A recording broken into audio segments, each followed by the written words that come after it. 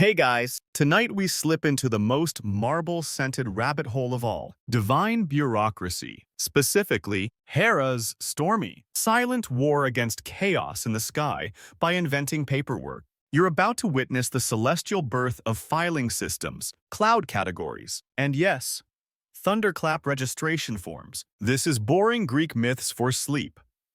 Why Hera invented bureaucracy to label thunderclaps. You drift into Olympus, not the dramatic throne room, but the lesser-known admin annex. It smells faintly of olive wax, burnt scroll edges, and the subtle static of bottled lightning. You're not here to witness epic battles or scandalous affairs. You've entered the filing cabinet of fate. Literally, it creaks open. Hera stands in front of it, arms crossed, watching a tiny storm cloud hover in place like a confused hummingbird. It occasionally spits out a small boom, each one slightly different. Hera listens, then sighs, unlabeled again. She mutters. You've arrived on the very day she decides this madness stops. There are over 7,000 thunderclaps a week on Olympus, and not a single one has been properly categorized. Some signal war, some signal divine tantrums, others are just Zeus sneezing too hard. No one knows anymore. That's the problem. So Hera, queen of gods, goddess of marriage, part-time scheduler, picks up a quill. She sketches a rough system, decibel level, emotional tone, proximity to temples, and god mood at time of clap.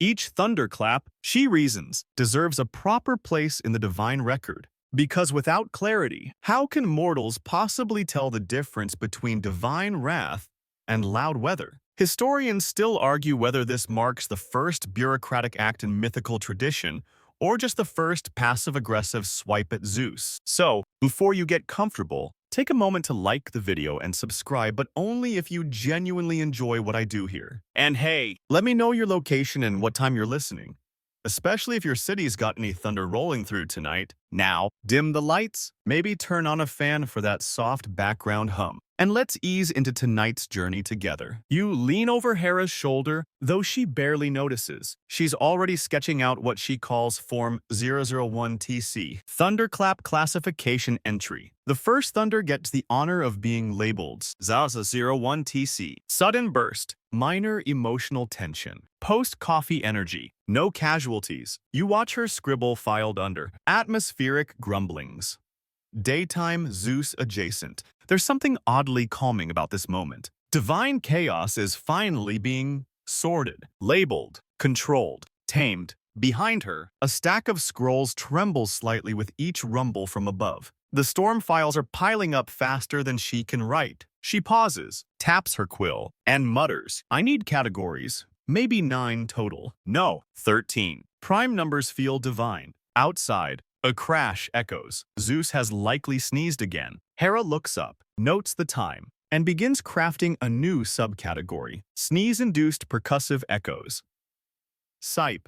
Historians will one day unearth this exact parchment and misinterpret it as an early weather chant. But you're here at the source. You feel the room hum, the gentle static tickling the back of your neck, like a ghost brushing your hair. A clay jar labeled Incoming Thunders Unfiled rattles near your foot. She keeps working, and for a brief moment, you're lulled into the rhythm. Scribble, stamp, roll, scribble, stamp, roll. If you squint, it's not all that different from watching a barista work during a thunderstorm. Then it happens. A thunderclap so sharp it cracks a scroll shelf clean in half. Hera pauses, unbothered. She labels it 013 TC, malicious intensity, medium divine sarcasm, proximity 300 feet, possible message from Poseidon. That last bit isn't a joke. Thunder espionage is real. One scroll from the future will speculate that Poseidon occasionally launches strategic thunder to confuse mountain-based deities, a petty sea-based acoustic warfare tactic. Historians still argue whether that theory came from an actual scholar or just a drunk priest with access to parchment. Back in the room, Hera smooths her dress, which now smells faintly of ink and ozone. She flicks her wrist, A drawer opens. Files slide in. The storm cloud over her head finally quiets, possibly out of sheer administrative respect. You sit on a woven stool as she turns to you, finally acknowledging your presence. "If they won't label themselves," she says softly, "then I'll do it for them." You nod. That makes perfect sense. Actually, and it's about to get weirder, because up next, she calls a meeting. You don't have a choice. Really, you're now attending Olympus's first ever divine staff meeting, the kind where thunder is the main agenda item, and the only refreshments are nectar, olives, and passive aggression. You sit in a stone chair that's slightly too warm, possibly heated by leftover divine energy or a disgruntled lightning bolt from last Tuesday. Around a large obsidian conference table sit the usual suspects: Athena, Hermes, Apollo, Artemis, Dionysus, and of course, eventually, Zeus. Late, Hera stands at the head of the table, not sitting, never sitting. Not when there are unregulated noises in the sky. A scroll titled "Proposed Framework for Thunder Accountability" unrolls dramatically in front of her. It's color-coded. It even has little sketched icons.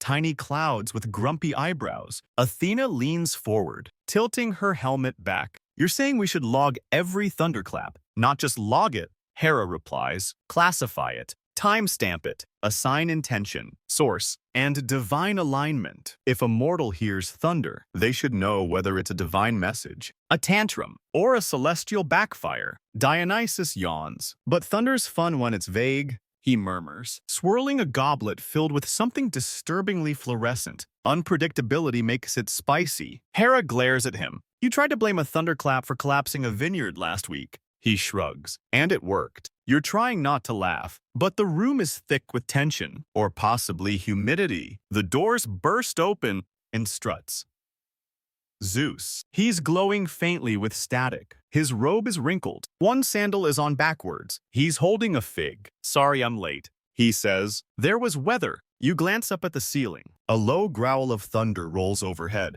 like a cat clearing its throat. Hera doesn't blink. "We're discussing thunder labeling," she says without looking at him. Zeus freezes. "Thunder labeling. That's new." Hermes, ever the diplomat, tries to smooth things over. "She's just suggesting we bring order to the storm system, like a thunder trail mix, organized by flavor." Zeus scoffs. "You can't organize thunder. Thunder is emotion. Thunder is instinct. Thunder is..." He raises his arms. Boom! Half the chairs tip over. Your hair frizzes up on one side. A scroll curls itself into a tiny scream and rolls under the table. Hera waits, calm, then says, "Unregistered thunder. Unacceptable." She reaches into a basket beside her throne chair hybrid and pulls out a thunder violation notice. It's pre-filled. The box for spontaneous ego clap is already checked. She stamps it with what appears to be a seal shaped like a very tired owl. Zeus glares, then mutters, "I'm not signing that." Historians still argue whether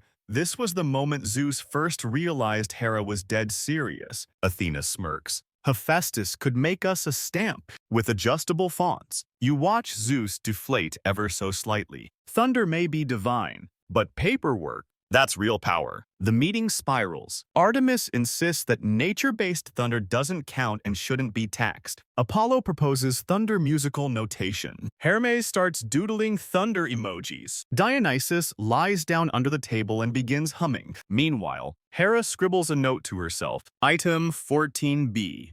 Create subcategory for God mood versus mortal interpretation discrepancy. You reach for a scroll to take notes, but it squirms like a nervous lizard and slinks away. Paper here is sentient and deeply dramatic. The meeting adjourns without consensus. Of course it does. Zeus storms out. Literally, a small storm cloud follows him like a sulky bodyguard. No one signs anything. Hera sighs, folds the scroll, and whispers, "We'll do it without him." And so begins the quiet war. The war of forms, of classification, of bureaucratic thunder control. The kind of war no one sings songs about, but gods remember forever. And next, Hera names the very first thunderclap. You return the next day, or maybe century time is kind of jelly-like up here. Hera hasn't moved. She's still at her massive marble desk, surrounded by scrolls in various stages of curling, crisping, or pouting. Today is the day she names the very first thunderclap, not the first ever thunderclap in existence that once lost to time,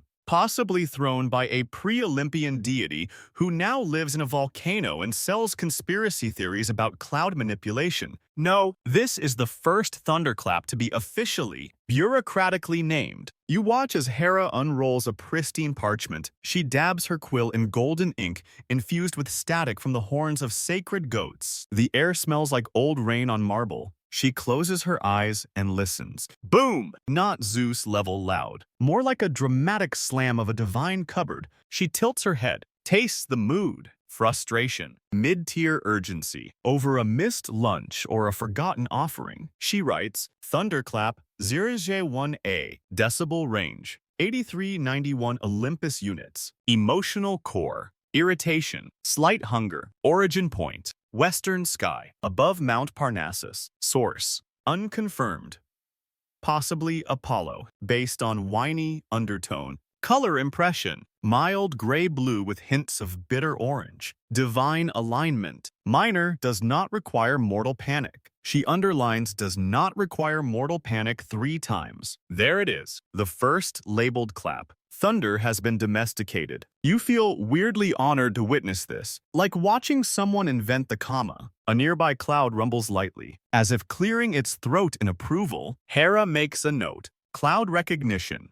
Possible sentience subcategory. Historians still argue whether thunder ever was sentient, or whether that entire debate was based on one particularly emotional storm in 478 BCE that made a column weep. She places the scroll into a slim bronze tube labeled clap log, Series Alpha, and slips it into the wall. You hear a click. The first thunder has been filed. There's something sacred about this moment, like a library finally opening its doors. But of course, you can't just name one clap. That would be chaos. Naming one means naming all. And Hera is ready. She rolls out a new scroll. You peek. It's a pre-formatted grid-labeled, standardized thunder classification table with columns like clap family, subtext, weather type, at time of event, God involved if known, level of divine pettiness scale of 1 to 10. Thunder, you realize, is about to get its own genealogy. She calls it the Registry of Celestial Percussion. Because branding matters, there's a fringe theory unproven that this registry later inspired Roman census techniques, mostly because some thunder scrolls mysteriously ended up in Pompeii under beds. Historians still debate whether that was an accident or divine sabotage during a toga party. Back in the Thunder Room, Hera opens a jar labeled unprocessed booms. Inside swirl dozens of tiny sound waves, pulsing like restrained jellyfish. She lifts one with tongs. It zaps the marble floor and lets out a shrill, guilty pop. She blinks. Clearly Hermes. She writes, Thunderclap 002B. Origin. Hermes dropping something valuable again. Mood, embarrassed, hoping no one saw. Severity, low. Mortal interpretation. Did the oven just explode? Label, non-threatening comedic potential. It goes into the next tube. Slide. Click, filed. You can feel it happening, the universe settling, folding itself into little squares of classification, rain and thunder.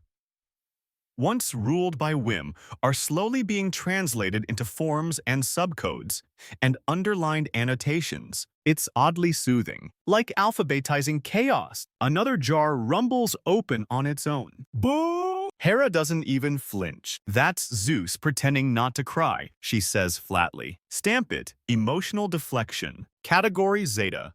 You laugh under your breath. Hera smirks, just barely. A golden owl lands nearby and drops a scroll from Athena. It's labeled Thunder Ethics Amendment Draft.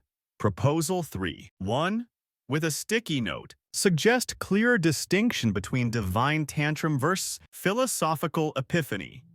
Boom. You think, wow, they're really doing it. They're organizing the weather. And up next, Hephaestus is about to build the ultimate bureaucratic weapon, the first divine stamp. You walk through Olympus' quieter halls, now the ones that smell less like lightning and more like hot copper and ash. You're headed to Hephaestus's forge, tucked behind a waterfall that flows sideways because, apparently, physics is optional when you're a god with a workshop. The sound hits you first. Not thunder this time, metal on metal, steam hissing. The rhythmic chuff of bellows puffing through volcanic vents, sparks dance through the air like tiny gossiping fireflies. You find Hephaestus hunched over a stone work table, squinting into a pile of uncooperative materials. A half-finished bronze owl paces in circles nearby, muttering something about unapproved form fonts. Hera's scroll lies open beside him. At the top, written in bold ink and exasperation, urgent request.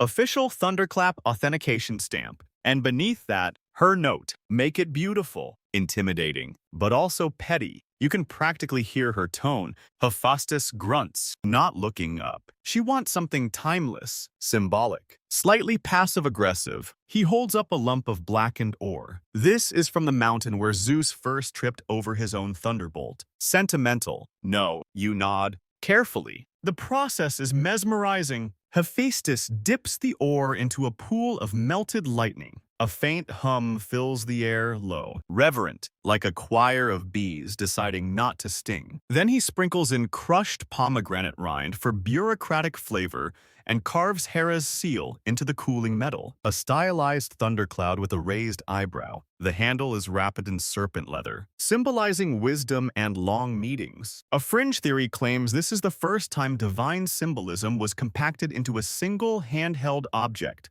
What scholars now compare to a rubber stamp or a divine branding iron. Historians still argue whether that's accurate or just poetic exaggeration in a lecture gone too long. Finally, he lifts the finished product. It gleams a perfect bureaucratic weapon, impossibly elegant, unreasonably heavy, somehow warm to the touch, like a freshly ironed grudge. He stamps a piece of parchment to demonstrate Thunderclap approved.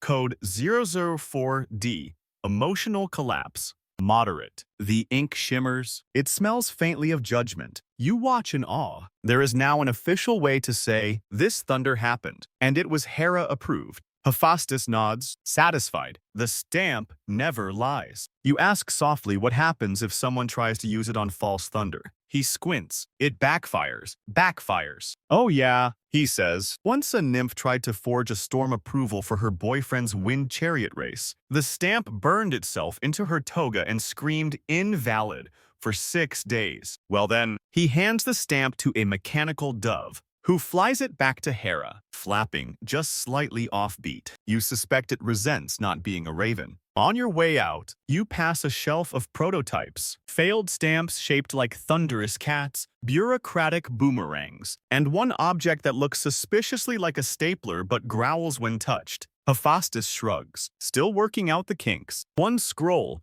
you accidentally bump hisses and mutters. Don't tell her I curled. The bureaucratic world is expanding rapidly now, and every system needs a delivery method. Which brings us to Hermes. You barely dodge a scroll to the face as Hermes zips past again. He's been circling Olympus for the past 3 hours, trailing a chaotic cyclone of partially unrolled thunder logs, half-eaten figs, and one very confused flamingo. You finally catch up to him near the Mortal Outreach Department, a breezy marble balcony where divine messages are typically hurled toward Earth like enchanted javelins. He's holding Hera's Thunder Transmission Directive, looking at it like it personally insulted his sandals. It's 87 pages. He groans, double-sided, categorized by severity, time zone, and whether mortals are likely to be awake during the boom. He pauses, flips to the back, and reads aloud. In cases of romantic thunder misinterpreted as hostile, courier must whisper clarification into the ear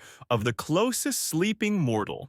He sighs. You know how creepy that is? You do. Very. See, it's not just about filing thunder anymore. Now it's about delivering the labels, bringing order to mortals who've long treated thunder as either a threat, a curse, or an excuse to cancel picnics. Hermes has been tasked with distributing the new classifications. Each clap now has a reference code, emotional index, and divine timestamp. Mortals are meant to receive these updates via whispered dreams, symbolic goose formations, lightning-inscribed tree, on bark, and in dire cases, oddly timed goat stampedes. But Hermes has a problem. He keeps losing the paperwork, literally. The thunder notices keep falling out of his satchel mid-flight, drifting into oceans, haylofts, and at least one temple soup cauldron. One unlucky priest once drank Form 008 Ki, vindictive weather burst, slightly jealous and claimed to feel very cloudy for a week.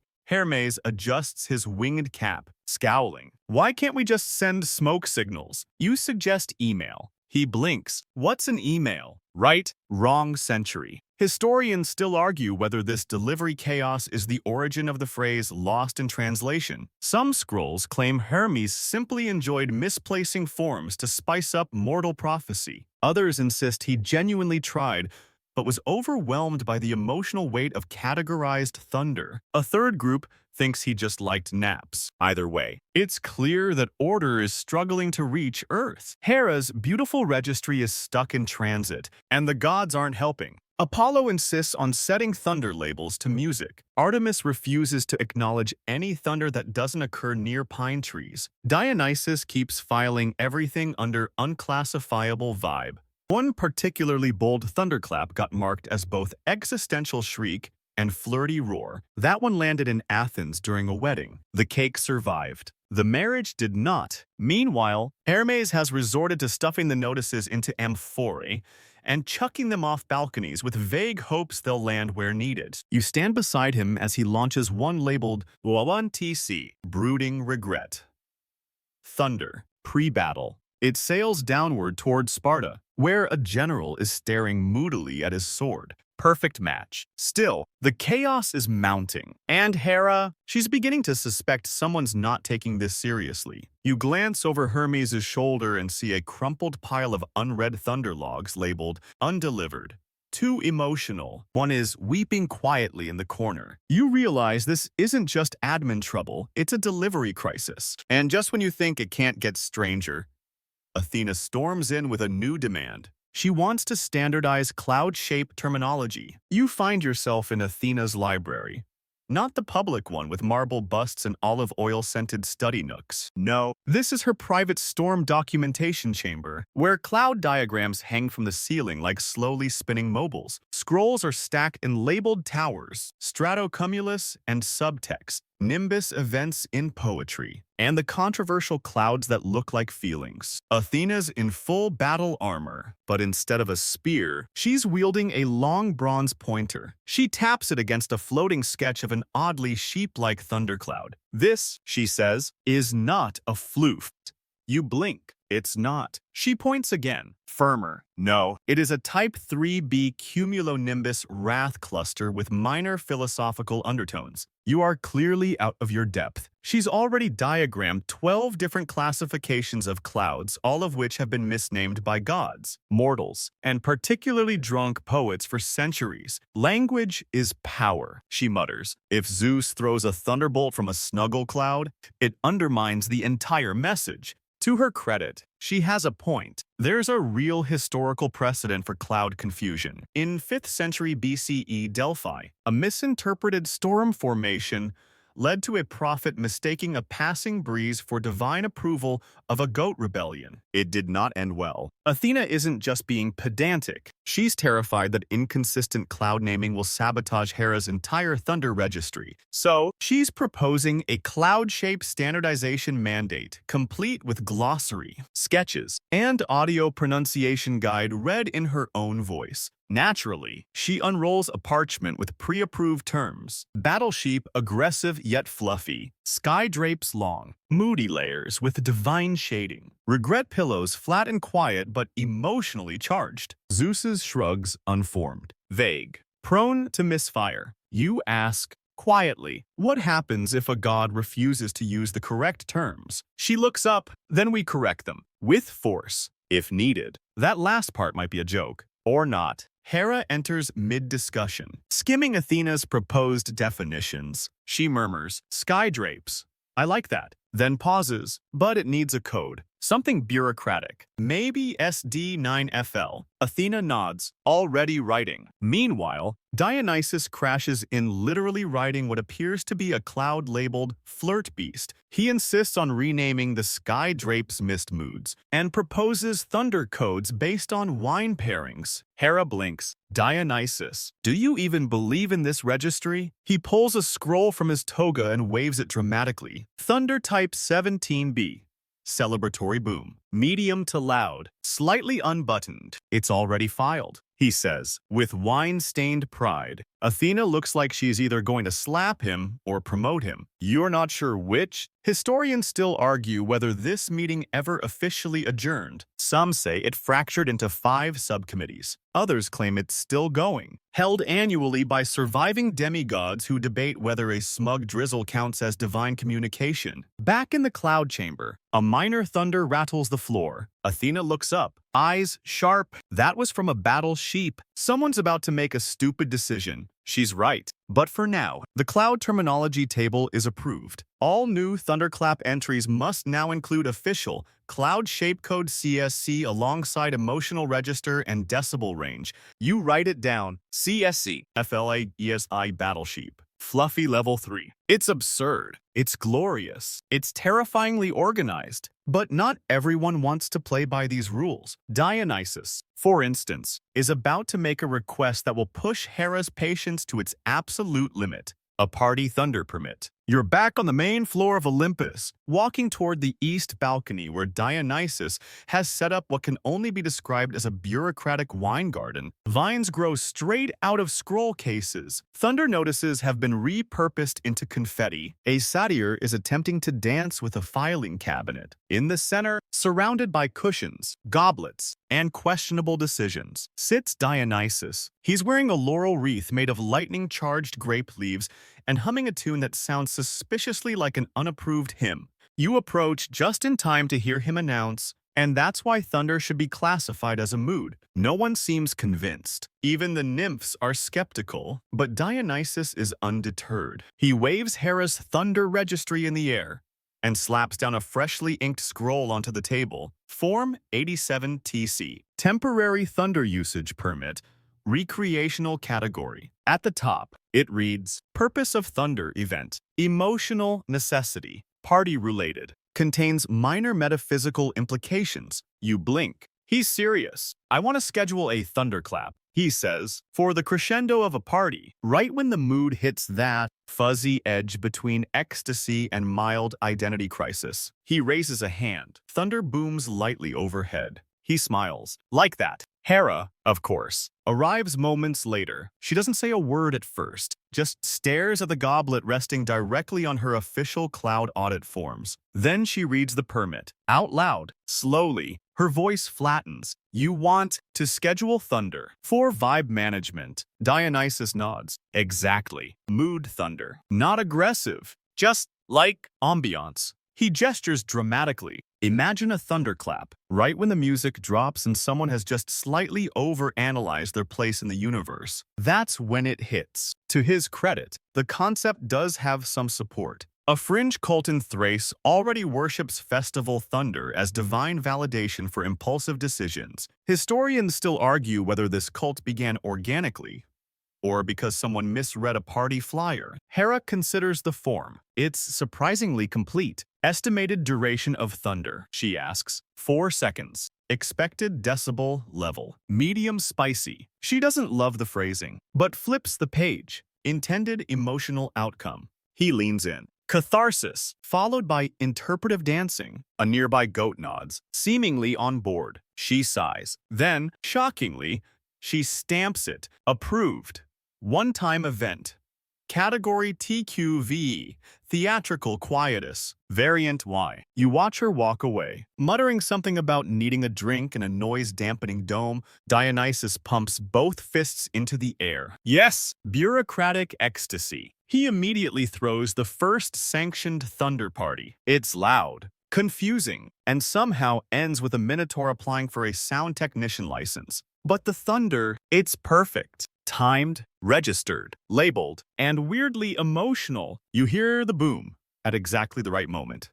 a mellow clap, dipped in bittersweet energy. It ripples across the sky like a sigh with rhythm. One scroll later classifies it as Thunderclap, 117 BP, soft crisis echo, enhanced by goat harmony. Not even a joke. Hermes delivers a copy to Hera, who files it quietly, impressed, which leads to the next divine innovation. Hera's ultimate fallback, the Council of Storm Compliance. Because with gods like these, she needs help. The door to the Council of Storm Compliance doesn't swing open so much as unfold like a reluctant scroll revealing secrets you're not entirely sure you're cleared to read. Inside, it's cooler than the rest of Olympus. Thick stone walls, no windows, just an eternal low rumble in the background, like thunder thinking about itself. You step in behind Hera as she surveys her latest invention, a council room not built for debate, but for storm auditing. 12 seats, 12 gods, demigods, and divine bureaucrats handpicked for their patience, pettiness, or particularly obsessive record-keeping. The council exists to enforce the Thunder Compliance Codex, now nearly 300 scrolls long and growing every week. At the head of the table sits Cleo, the muse of history, furiously annotating storm events on a rotating celestial globe. Across from her, Aeolus, the keeper of winds, is scowling at a form titled Improper Gust Accompaniment. There's also a minor goddess named Brasidia, allegedly the first being to ever track rainfall in columns. She speaks only in bar graphs. Hera calls the meeting to order. Her voice echoes with gentle but firm thunder. Today's agenda: unauthorized weather bursts in Arcadia, duplicate clap registration in Thebes, and an unfiled rainbow. Gasps. One owl faints. You settle into the back, trying not to breathe too loud. The first case is reviewed, a thunderclap in Arcadia that occurred without a matching cloud shapecode. The audit scroll unspools midair, glowing. Cleo frowns. It claims to be from an FLBS-3 battle sheep, but this is clearly FLRP4, a regret pillow. Brasidia draws a frowning chart in response. Aeolus slams a gust on the table. We're getting lazy. The sky's a mess. Last week, a mortal interpreted thunder as a proposal. A murmur rolls around the room. Was it accepted? Someone asks, Clear, says Hera, but they named the baby Boomy. There's a pause, then furious scribbling. This is what the council does. It audits divine intent versus atmospheric execution. And it gets weirder. A file is opened, case 117 Delta. A thunderclap reportedly said the word oops. You hear the audio playback via divine seashell. It's haunting. Hermes, called to testify, shrugs. It was a minor misfire. I tripped on a rainbow. Technically, that's a violation of Form 9b. No sudden thunder unless narratively justified. Hera sighs. She expected this. It's why she built the council. Because when gods play with the sky, someone needs to check their math. There's a sidewall covered in thunder maps, detailed celestial charts, tracking booms by color tone, velocity, and emotional honesty. One corner has a sticky note. Too many guilt thunders near Corinth. Send therapist. A fringe theory suggests that this council chamber is the origin of modern meteorological ethics. One temple scribe in 312 BCE even attempted to reconstruct the council's guidelines using olive pits and goat sounds. Historians still argue whether that counts as a valid academic method. Back in the room, you're handed your first audit scroll to observe. Thunderclap 212XM. Loud. Off tone. Emotionally conflicted. The report notes, intended as divine warning, received as a comedic echo. Outcome: mortals invented interpretive sky yodeling. You check the box for needs review. A tiny bell rings, and the file slinks off like a guilty raccoon. Despite the chaos, something amazing is happening. There's order now. Checks, balances, accountability. Thunder isn't just noise, it's narrative. And yet, the system isn't perfect, especially when someone like Poseidon gets involved. Because next, he claims underwater thunder exists and wants it on record. You've barely had time to digest the concept of guilt thunder when the council chamber doors swing open, spraying sea mist everywhere. A conch shell flies in and explodes in a wet puff of brine-scented bureaucracy. Poseidon has arrived, dripping with salt water and pride. He strides in like a man who thinks thunder should gurgle. He's trailed by two sea nymphs carrying scrolls sealed in coral wax and one very unbothered dolphin in sandals. He slams a barnacle-encrusted tablet onto the table and announces, "The sea demands recognition." Hera, dabbing seawater off her thunder index forms, raises an eyebrow. For what exactly? Poseidon grins. Underwater thunder. We've had it for centuries, but you've refused to acknowledge it in the official registry. He gestures dramatically, a small storm cloud forming above his head and immediately coughing from too much salt. You hold your breath? Underwater thunder. Cleo leans in skeptically. You mean tectonic rumbles? No, Poseidon says, annoyed. I mean aquatic thunder, like when an orca sermon goes badly or when a squid monarchy collapses and someone punches the ocean in frustration. Hermes mutters, I thought that was just indigestion currents. Poseidon glares. You land gods have your air booms. We want our bubble blasts logged. He unfurls a scroll titled Form AQ1, Oceanic Thunder. Recognition Petition, First Wave. It includes alleged samples, crude sonar graphs drawn in fish ink, and a testimonial from a jellyfish oracle who claims to have felt the angry fizz of divine discontent. You sit back, marveling at how absurdly serious this is. Athena, ever the voice of restrained skepticism, says, if we include underwater thunder, we'll need a whole new classification system, salinity-based echo indexes, subaquatic decibel translations, muffled intent codes. Poseidon beams. Exactly. I've already begun drafting them. He slaps down another scroll. It reads, submerged.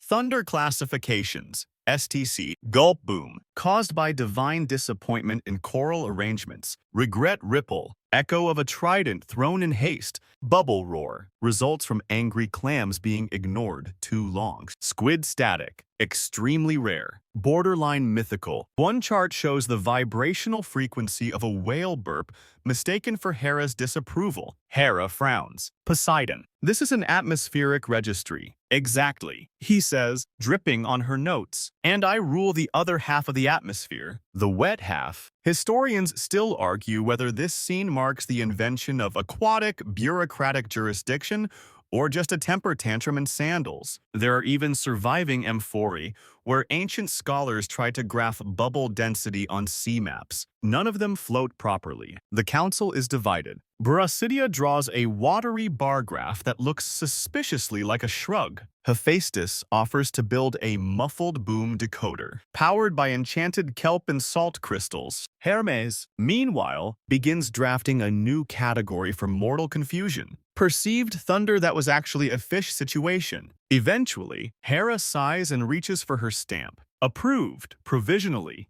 STC category. Aqua Boom Alpha. Poseidon whoops, soaking Cleo's skirt in victory. And just like that, underwater thunder is official. The scroll is filed in a waterproof case, sealed with a clam, and placed in a new shelf labeled Aquatic Booms, pending dryland correlation. As the dolphin in sandals nods solemnly, you begin to wonder, if Poseidon can weaponize thunder codes for underwater drama, what happens when someone far more chaotic starts messing with the system? That someone is Ares. You know something's wrong the moment the torches dim, not flicker. Dim, like someone's turned the brightness of Olympus down to tense strategy game. And then Ares walks in. He doesn't knock. He doesn't announce. He just appears, shoulder plates clinking, thunder trailing behind him like a petulant drumline. His helmet gleams like someone dipped a temper tantrum in bronze. Hera looks up from her thunder tax logs. If you're here to file a storm appeal, use the form. Ares grins. Too wide. Oh, I've got a few forms. Want to see how I use them? He slams a bundle of scrolls onto the council table. They're thick, crumpled, and faintly smell of battle sweat and barely legal paperwork. At the top of the stack, Thunderclap 303, WR Weaponized Registration, filed by Ares, God of War. Classification. Thunder used as psychological destabilization tactic. Region. Sparta, Macedonia. One unfortunate music festival. Athena narrows her eyes. You use the registry to time thunder with military strategy. Ares chuckles. Thunder's a language. Right, I just gave it dialects. He flips through the scrolls. This one, fake divine omen. Whole city surrendered. This one, boomed just as a rival general confessed stage fright. And this, he grins, dropped 3 perfectly timed thunderclaps during Sparta's poetry night. Panic. Delicious. Hermes winces. You caused a panic. With poetic thunder, Ares beams. Rhythmic intimidation. Hera's hand twitches near her stamp drawer. What code did you even use for this? She asks. He lifts a scroll and reads. Category FLBS7. Battle Sheep. Aggressive level 7. Subnote. Intimidation roar. Athena grits her teeth. You abused the battle sheep classification. He shrugs. Better than mist moods. Those barely make toddlers flinch. A storm map unfurls across the table. It's riddled with pins, marking suspiciously motivating thunder. Red string connects a dozen key battle sites, each one paired with a sudden Category 5 boom. Cleo stands, trembling. You've falsified emotional codes. Ares picks at his nails. They were emotionally real, just not where Hera expected. A silence heavier than any thunder settles over the room. Historians still argue whether this is when the first bureaucratic war crime tribunal was secretly convened. One badly translated fresco from Delphi depicts a thunderbolt testifying under oath. Back in the chamber, Hera breathes slowly. Ares, she says, voice like a quiet landslide. You've taken a sacred registry meant to clarify divine chaos and turned it into a battle soundtrack. He bows. You're welcome. She doesn't blink. You're now on thunder probation. He scoffs. What does that mean? It means, she says, stamping a form in red ink, that every thunderclap you are within 50 miles of will now auto-flag for review, delay, and emotional screening. From the ceiling drops a compliance collar. It wraps around his wrist like a smug snake. It glows, loudly. Ares growls. You can't collar thunder. Hera smiles. But I can collar you. The room exhales. Then, gently, Cleo pulls out a new folder. Shall we return to the map room? Because with thunder being weaponized, emotionally mislabeled, and now bubbling underwater, it's time to centralize everything. Every single boom filed, charted, color-coded, and aligned. You're about to walk into the most sacred and most paper-cluttered room in Olympus, the Thunder Map Room. The doors to the Thunder Map Room open with a deep sigh. Literally, they exhale like old lungs tired of holding secrets. Inside, it's darker than you expect, not gloomy, but reverent. Like stepping into a planetarium built by obsessive gods with a flair for dramatic lighting and an unhealthy relationship with scrolls. The room is circular, dome ceiling, no windows, just walls and walls and walls of maps. Each one glows faintly, pulsing with divine ink that flickers like candlelight underwater. In the center, a massive spherical atlas made entirely of cloud glass, suspended mid-air, rotating slowly. It hums with every storm currently active in the world, each thunderclap marked by a twinkling pin of light. Hera steps in and places her hand on it. A ripple moves across the surface. The pins reorganize. Thunderclaps shuffle into categories. Welcome, she says softly, to the filing cabinet of the sky. You're handed a scroll. It's heavy. Labeled in gold, Thunderclap 432DH, Decisive Heartbreak, Twilight Region, Unauthorized Emotion Surge. Next to it is an interactive map. You touch one pin, and it zooms into a coastal village in northern Anatolia, where a goat farmer accidentally triggered a Category 3 boom while being dumped. Each dot holds a story. You scan some recent logs. Thunderclap 515 FA. False alarm. Echo.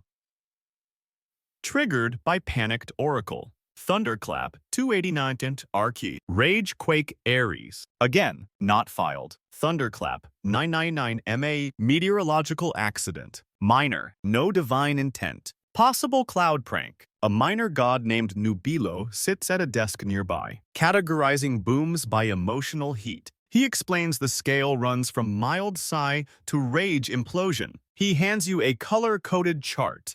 Pale gray, us confusion. Sea foam, passive guilt. Plum is condensed denial. Vermilion, ebos Aries. You're not sure if that's a color or a warning. Nearby, a series of thunder timelines lines the wall, each scroll looping back on itself. They chart repeating thunder patterns linked to ancient events like the annual clap that occurs above Athens during the exact moment a 4th century scholar dropped his only copy of love poems to clouds into a sewer. Historians still debate whether these thunder loops are divine memory, meteorological déjà vu, or just Hera being sentimental. At one desk, Hermes is frantically trying to log retroactive thunder. He mumbles, "Did we ever file the boom from that time Apollo tried to invent sunglasses?" Another assistant replies, "It bounced off a statue. It's still echoing." You check a section titled Unclaimed Thunders. Each one hovers mid-scroll, flickering. These are the wild booms, the ones no god has claimed, possibly mortal-induced, possibly accidents, possibly sentient. One is labeled Thunderclap, Asenaur ZZ, untraceable. Sounded like laughter, echoed for 3 days. No one knows who caused it, but it happened. There's one chair in the middle. Hera sits there sometimes, spinning the glass globe slowly with one hand, as if she can hold the entire narrative of weather together by sheer willpower. You stand next to her now. She murmurs, "Each clap has a shape, a tone, a wound, or a warning." You nod, because what else do you do when thunder starts sounding like therapy? Then she points, "A pin is glowing too brightly." "Corinth," she says. Again, you lean in. There's been a spike in noise, a pattern of thunder protests, mortal ones. You descend from the cloud-soaked silence of the thunder map room and land quite literally in the heart of mortal chaos. Corinth. The moment your sandals touch the earth, you hear it, not thunder, chanting, low, steady, human voices rising in protest against the sky. You step into a plaza where hundreds of people, farmers, priests, scholars, teenagers with scrolls half-written have gathered, each holding handmade signs like, "Stop screaming at us. Hera, we have ears." You know, no thunder without translation. One man holds up a clay tablet reading simply, "Loud is not a love language." You take a breath, feeling the human air warm, real, trembly. This isn't divine rage, it's mortal exhaustion. A woman near you points skyward and yells, "We demand quiet wrath." The crowd cheers. Hera, watching from above, frowns. She hadn't expected pushback. She assumed mortals wanted to understand thunder, wanted its moods labeled, its meanings clarified. But instead, her carefully curated thunder registry has triggered something else entirely. Awareness. And with awareness comes a question she hadn't accounted for. Consent. You find a scroll pinned to the temple door. It reads, "Petition to ban emotional thunder between sunset and sleep." It's signed by 432 citizens, 2 cats via paw print, and one extremely tired midwife. Elsewhere,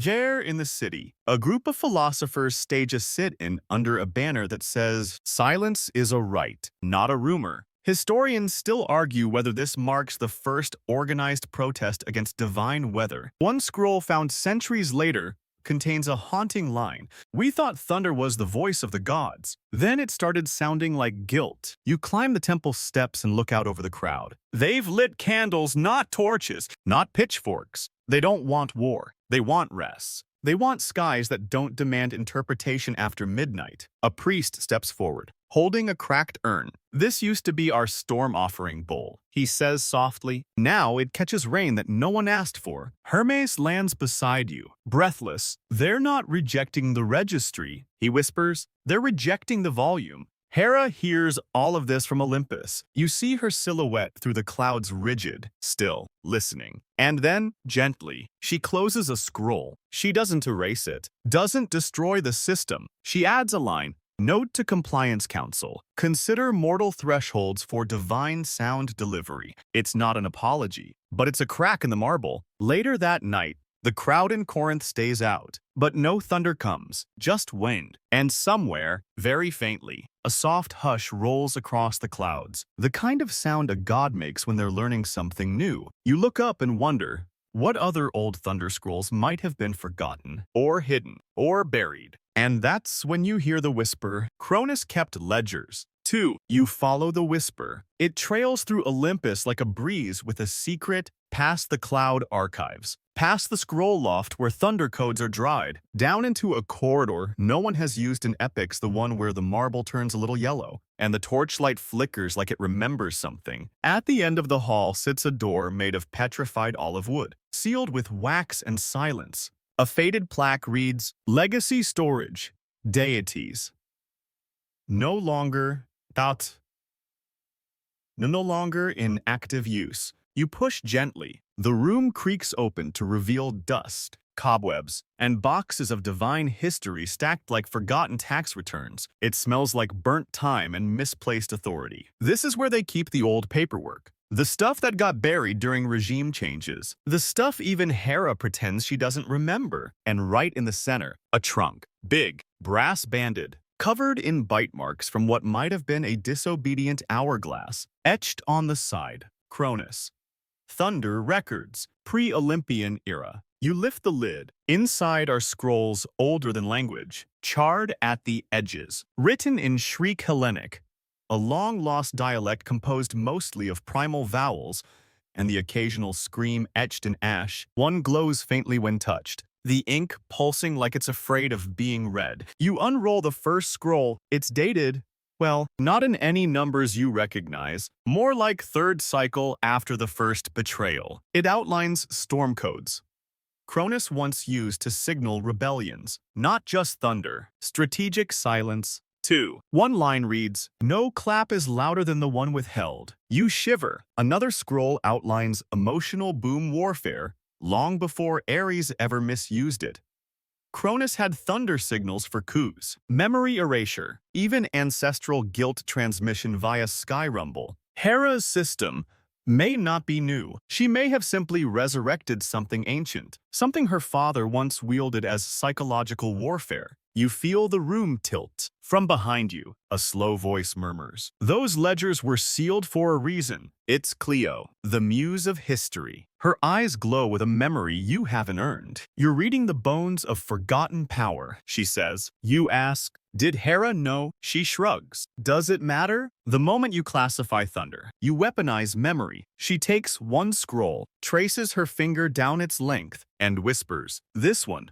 This was used the night Rhea cried alone in the rain. Cronus made sure the sky mimicked her sobs so she'd never forget. Historians still debate whether thunder is memory encoded in noise, whether sky booms carry echoes of god thoughts too old to die. You place the scroll back, gently, above you. Somewhere in the higher halls, Hera files another form, unaware that her perfectly bureaucratic system rests on ancient storm trauma. And even more troubling, Zeus just announced a new digitization initiative. You re-emerge into the brighter halls of Olympus just in time to hear the phrase no scroll ever wants to hear. We're going digital. Zeus, standing atop the high ledger platform where declarations are usually reserved for seasonal sacrifices or new constellation rollouts, holds aloft a gleaming, humming object that looks suspiciously like a scroll married a lightning rod and then swallowed a mirror. This, he says, is the future of storm records. The gods groan in quiet dread. Hera squints. What am I looking at? Zeus grins. The Scroll to Cloud Initiative.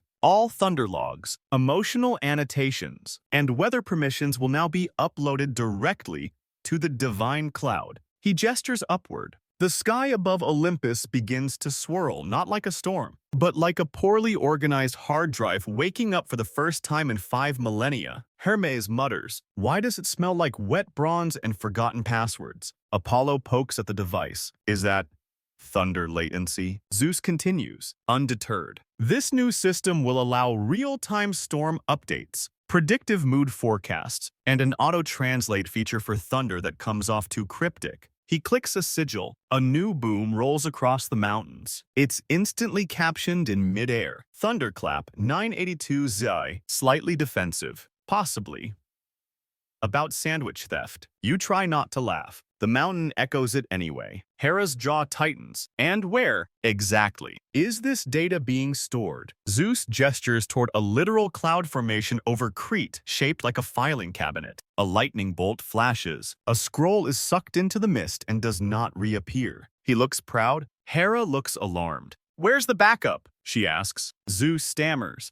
Redundant cloud layers. She steps forward. Zeus, if that cloud crashes, he shrugs. Then we reboot. Hermes gasps, but clouds don't reboot. They rain. In the background, a newly digitized scroll begins raining syllables. Some of them land on Athena's helmet. They try to spell irrevocable, fail, and dissolve into awkward sparks. A nearby form labeled Thunderclap on 4 Wise existential realignment explodes into glitter. Hera clenches her fists. She had built her thunder registry out of order. Tangibility. Margin notes. Now Zeus is uploading it into a sky made of metaphors and Wi-Fi with feelings. Historians still argue whether this moment sparked the great data fog of the Fourth Age, when for 3 full days, mortals received contradictory weather prophecies, and one town thought thunder was a bakery promotion. Cleo appears beside you and murmurs, "Some scrolls were never meant to float." The council files begin to glitch. Thunder records scroll backwards. Emotional timestamps become predictive dreams. One particularly unstable thunderclap is marked, "Filed tomorrow." During a storm that hasn't happened yet, you realize what's happening. The sky is misremembering itself. Zeus, still smiling, uploads the entire registry. The cloud flickers, and the system asks a question no one expects. Please select Administrator Access. The gods pause, and that's when Hera steps forward and says, calmly, "No." The cloud hesitates. Not metaphorically, literally. You can see it. Hovering midair, flickering with half-formed scrolls and confused thunder files. One side begins raining fragments of Form 8A mildly annoyed booms with romantic subtext,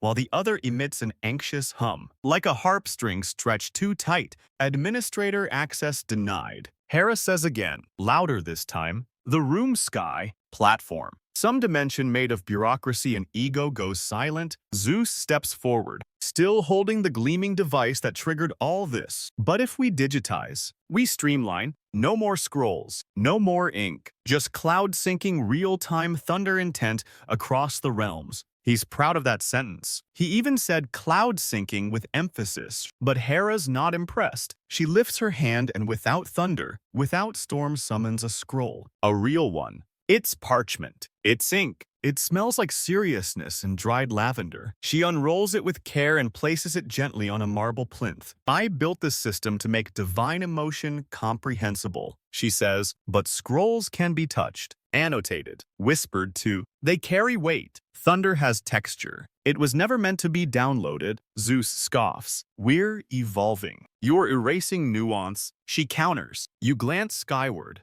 The digitized storm archive is spinning now, fast, glitching. Thunder files overlap. Somewhere above Mycenae, mortals are hearing the same boom 3 times, but each time with a different mood. Once as warning, once as heartbreak, once as mild indigestion. Even Ares looks nervous. Athena steps forward, arms crossed. "You didn't include a version history, did you?" Zeus winces. "Define version." A bolt of rogue thunder smashes into a mountain peak. A goat screams in French. Cleo mutters, "We are so revoked." And then Hera does the unthinkable. She lifts her hand again, not to summon a bolt, but to decommission the cloud. No drama, just a quiet gesture. A flick of the wrist, and the divine Wi-Fi chokes. The cloud collapses inward. Scrolls rain gently from the sky like sleepy birds returning to familiar branches. You see thunder permits land beside rivers, temples, and one startled olive vendor who politely thanks the gods for the napkins. Everything slows. The noise fades. Even the air seems to sigh in relief. Hera steps down from the platform and looks directly at you. "Let thunder be messy again,"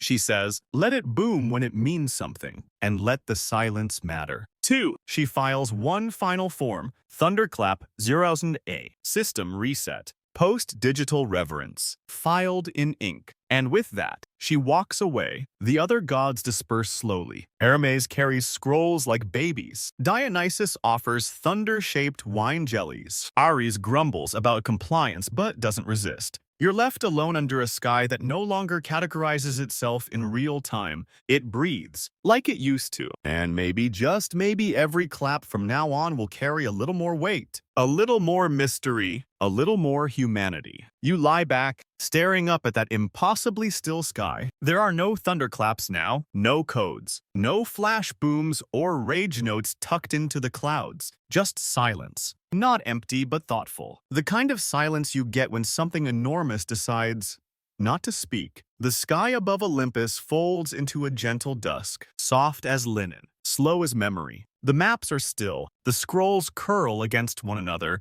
like cats returning to sleep after a storm. Even the gods seem quieter now, hushed by the weight of something learned the long way. You breathe, long, slow, and the air is lighter for it. Somewhere in the distance, a single boom echoes, small, unregistered, and perfect. You don't scramble to classify it. You don't reach for a scroll or a code. You just let it echo, and then it fades. Like everything divine, it disappears just as you're ready to remember it. The night wraps around your thoughts now, blankets you in stillness, in softness, in a sky that's unfiled, unfiltered, and absolutely at peace. You close your eyes. No registry needed, no approval stamp, only rest and quiet, and the knowledge that even thunder, especially thunder, sometimes just wants to sleep.